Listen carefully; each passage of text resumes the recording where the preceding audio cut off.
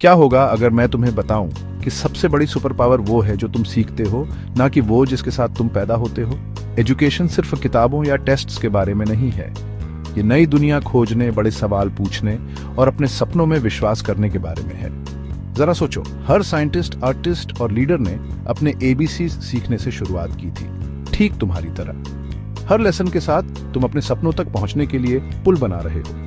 शायद तुम डॉक्टर बनना चाहते हो, टीचर बनना चाहते हो या फिर एक सुपरस्टार। एजुकेशन वहां पहुंचने का रास्ता रोशन करती है। हाँ, कभी कभी ये मुश्किल हो सकता है, लेकिन हर बार जब तुम कुछ नया सीखने की कोशिश करते हो तो तुम थोड़े और मजबूत, थोड़े और स्मार्ट बनते हो। तो अगली बार जब तुम कोई किताब खोलो या क्लास में कोई सवाल पूछो, याद रखना तुम अपने फ्यूचर की चाबी पकड़े हुए हो।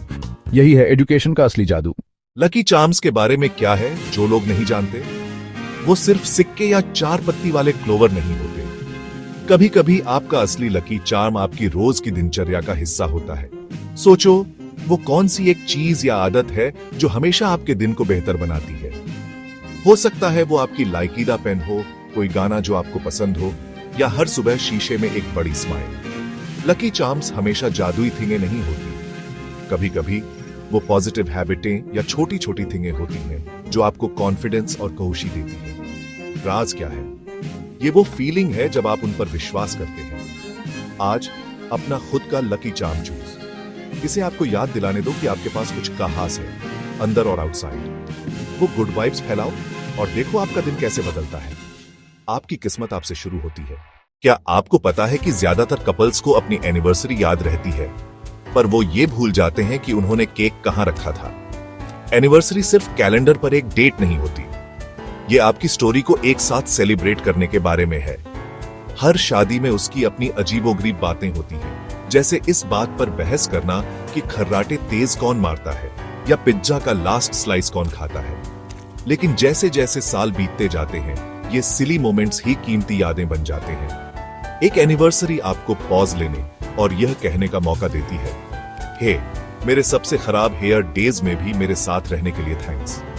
यह बड़े जेस्चर्स के बारे में नहीं है, यह मुश्किल समय में एक दूसरे का हाथ पकड़ने और अच्छे दिनों में एक साथ हंसने के बारे में है। इसलिए चाहे आप अपने लिविंग रूम में डांस कर रहे हो या बस एक कप चाय शेयर कर रहे हो, याद रखें, प्यार हर दिन के मोमेंट्स में बढ़ता है। यहां अंदर के जॉक्स, आधी रात के स्नैक्स और एक साथ बूढ़े होने लेकिन कभी बोरिंग न होने के एक और साल के लिए है। Happy anniversary.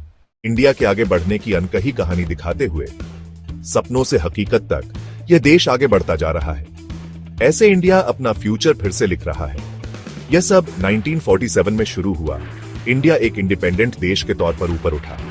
1960 के दशक में ग्रीन रिवॉल्यूशन ने हमारी एग्रीकल्चर को बदल दिया, जिससे लाखों लोगों के लिए खाने का इंतजाम हुआ। 1975 में हमने अपना पहला सैटेलाइट आर्यभट्ट लॉन्च किया, जिससे स्पेस में अपनी पहचान बनाई। अब आगे बढ़ते हैं। इंडिया दुनिया का आईटी हब बन गया, ग्लोबल टेक्नोलॉजी को पावर दे रहा है। हमने world class highway, metro cities बनाए और लाखों लोगों को गरीबी से बाहर निकाला। डिजिटल इंडिया मिशन ने दूर दराज के गांवों को भी दुनिया से जोड़ा। आज हमारे साइंटिस्ट, एंटरप्रेन्योर और यूथ वर्ल्ड स्टेज पर लीड कर रहे हैं। इंडिया की जर्नी उम्मीद, रेजिलियंस और न रुकने वाली प्रोग्रेस की कहानी है। सबसे अच्छी बात, जर्नी अभी शुरू ही हुई है। मुझे लगता है मैंने गड़बड़ कर दी। फिर से सब बड़े बड़े सपनों से शुरू हुआ था और खत्म हुआ मुंह के बल गिरने से। तो ऐसे समझो, मैं सुबह जल्दी उठा, अपनी टू डू लिस्ट खत्म करने के लिए तैयार। मैं अनस्टॉपेबल महसूस कर रहा था। मैंने योगा किया, लगभग गिर ही गया था, लेकिन हे, क्लोज इनफ। मैंने हेल्थी ब्रेकफास्ट खाया, फिर तुरंत डोनट्स खाने का मन करने लगा। मैंने अपने मिरर पर एक मोटिवेशनल कोट लिखा, लेकिन सक्सेस की स्पेलिंग गलत लिख दी। फिर ग्रैंड फिनाले, मेरी इंपॉर्टेंट ईमेल भेजने का टाइम। मैंने उसे डबल ट्रिपल चेक किया, बॉस जैसा फील कर रहा था। फिर रियलाइज हुआ कि मैंने उसे अपने बॉस की जगह अपने एक्स को भेज दिया है। Classic moral of the story, कभी कभी आप अपना बेस्ट देते हैं और फिर भी मुंह के बल गिर जाते हैं, लेकिन हे, कम से कम यह एक अच्छी स्टोरी तो बनती है और एक अच्छी हंसी भी। तो कोशिश करते रहो, फेल होते रहो और सबसे इंपॉर्टेंट बात, खुद पर हंसते रहो। जिम लाइफ के बारे में काश मुझे अपनी पहली वर्कआउट से पहले ये पता होता। आप शर्मिंदगी से भाग नहीं सकते और हर कोई कॉमेडियन है, यहां तक कि डंबल भी। चलो सच कहें, जिम में हर किसी के पास एक ऐसा पल आया है, मैं क्या कर रहा हूं? वो लड़का जो वजन ऐसे उठा रहा है जैसे लॉन मोवर स्टार्ट कर रहा हो। आइकॉनिक। वो लड़की जो स्क्वैट्स से ज्यादा मिरर सेल्फी लेने में समय बिताती है। लेजेंड।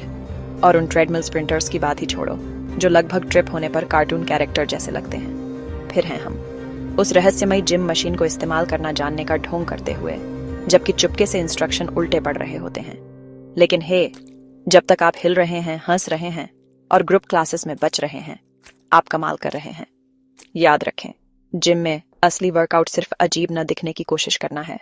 डर को अपनी जिंदगी कंट्रोल मत करने दो। इसकी बजाय छोटे छोटे कदम आगे बढ़ाना शुरू करो। यहां बताया गया है कि आप अपने डर पर कैसे काबू पा सकते हो, आज से ही। हर कोई कभी कभी डरता है।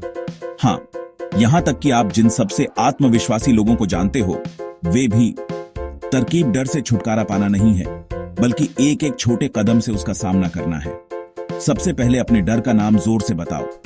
अजीब लगता है, लेकिन मेरा विश्वास करो, इससे मदद मिलती है।